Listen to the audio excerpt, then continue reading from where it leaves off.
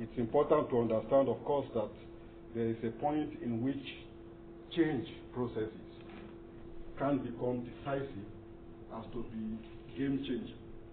There are moments when change, cumulative or otherwise, can become transformative.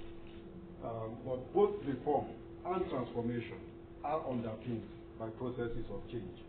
And in many instances, in our real life, if we go beyond abstraction, much of what passes for transformation is actually a accumulation of reforms, often disconnected reforms which we don't even recognize as adding up with one another to produce completely new contexts within which we seek to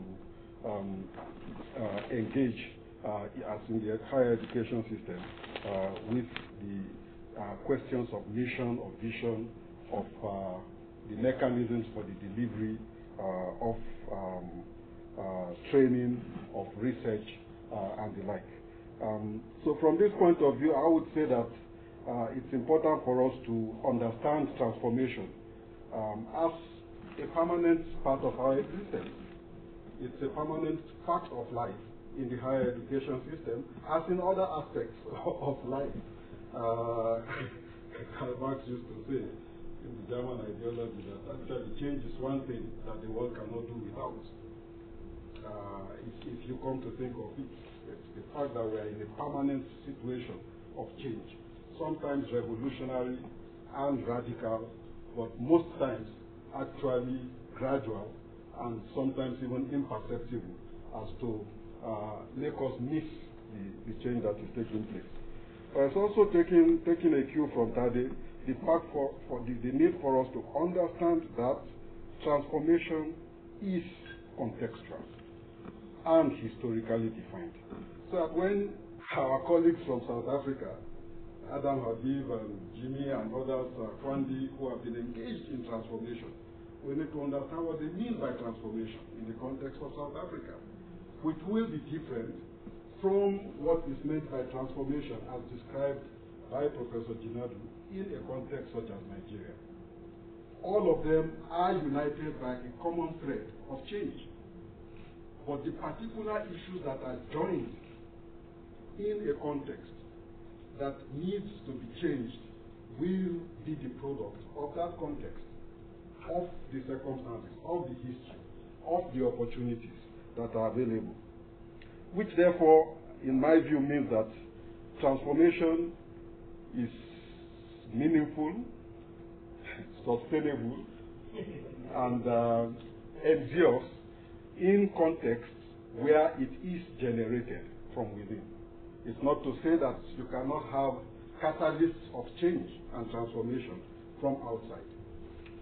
But such catalysts of change coming from outside must themselves have domestic bearers if they are to be sustainable, if they are to endure. And it's not always the case that the object of transformation is itself necessarily the initial source of the pressure for transformation.